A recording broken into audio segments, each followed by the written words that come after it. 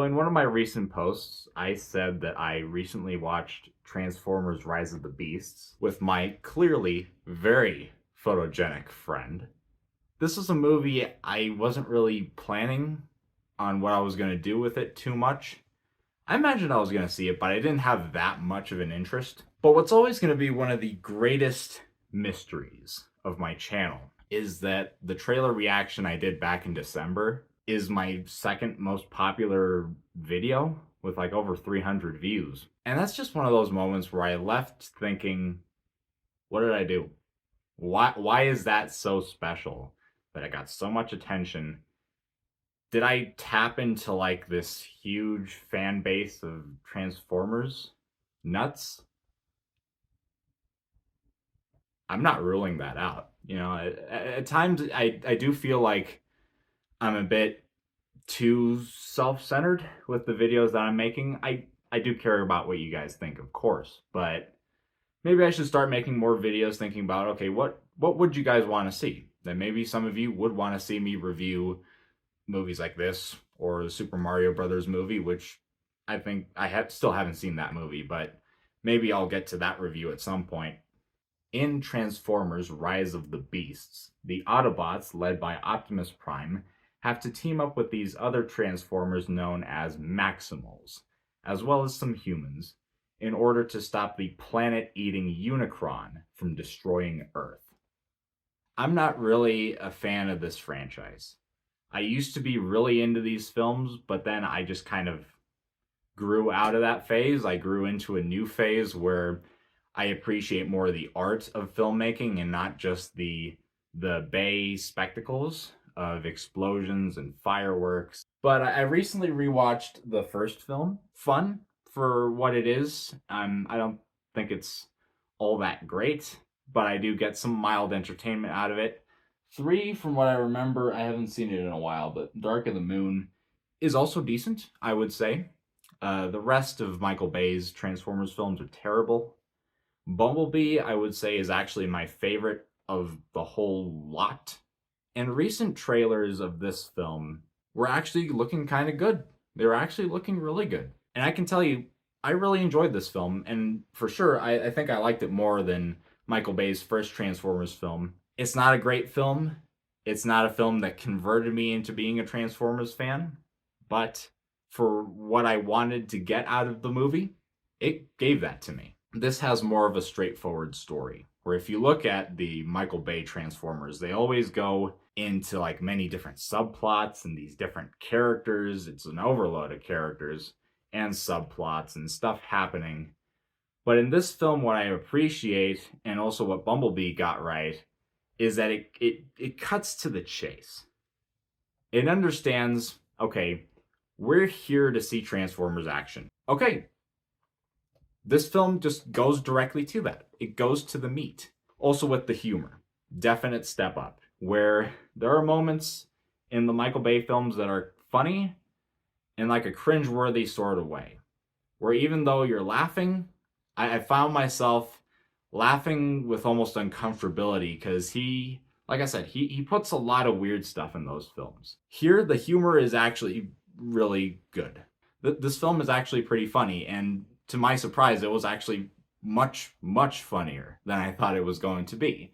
It's probably actually the funniest of the franchise so far, I would say. You get better human characters in this, where a lot of times in the Michael Bay films, he would have them do annoying stuff, at times make them kind of unlikable for really no apparent reason. Here, they're really likable, especially the character of Anthony Ramos, who I've seen before in The Heights. And that's where I noticed him for the first time. And he brought so much charisma and just likability and so much swagger with his performance. It was really good. It was honestly a star-making performance in that film, which, by the way, in The Heights was also my introduction to Melissa Barrera. Looking at these actors that I would say were kind of nobodies before that film, just now working on bigger projects, bigger franchises, I'm glad to see that they've expanded like that. Of course, Melissa Barrera got the bigger end of the stick, where she went with Scream and Ramos got Transformers, a franchise that I'm not even a casual fan with. But nevertheless, he was really good in this film. I liked him as a lead character. He has a very heroic arc that actually hits you in the feels. You feel this guy's journey, and honestly, it goes to some really satisfying places by the end of the film. But what this all boils down to is that when we come to these films, we want to see some good Transformer action. And yes, this film delivers. The action in here is very good. Once it gets to the third act and it's pretty much an all-out war, a battlefield, it's really cool. There's one scene with Bumblebee. If I get too much into it, I have to get into spoilers, but it's him free falling through the air, shooting at Terracons. One of my favorite Bumblebee sequences of all time. That scene was so awesome. Not just because of the song choice, but also because of what's happened so far in the movie. You just have to see it. That being said, I do have some issues with the film, and I do have a bit of an issue with the story. It takes a bit to get where it's going. Not because of filler, but because it takes a while for you to actually see the Maximals. And for a while, it's just this MacGuffin storyline. The first Transformers was getting to the Allspark. Well, first it was getting to the glasses, but then it was getting to the Allspark. And here, they just come up with something else that these villains want and the Autobots need to get to first. And it was just a classic case of been there, done that. That section of film, it could have had a better driving force than just another object that both sides need. But unfortunately, I actually have an issue with the usage of the Maximals. Their designs are incredible. They did a perfect job of capturing that it's a mix between an animal and a robot, where you see all the metal, but then you also see like the hair and some of the usual features that you would see on the animals that they're imitating. But what disappointed me about their usage in the film is that you get to spend time and know a couple of them, but then a few of them, they're just shown in one scene and then they don't get any character development whatsoever. That choice was baffling to me. And in the end, it made the inclusion of the Maximals in this story feel more like an afterthought. Walking out of the theater, I was picturing what this movie would be like without them, and it wouldn't be too different. And I thought that was unfortunate because this film is marketed as kind of like the introduction of like the Beast Wars or something, whatever. This thing that fans, of course, would be excited for. And for a non-fan to be telling you that they didn't quite live up to that, I think that says something. The script is a definite step up from Bay. But this film, it still finds issues with having dialogue that's a bit too on the nose. And it's something that I have an issue with the character of Optimus Prime in general, that he's such a huge presence and he's very well spoken, and when he speaks it's huge and he has something very important to say. But there are points in this movie where he's telling us the theme of the movie and it's like, we must unite, or something's gonna happen or whatever. Okay, I get the sentiment that you're going for.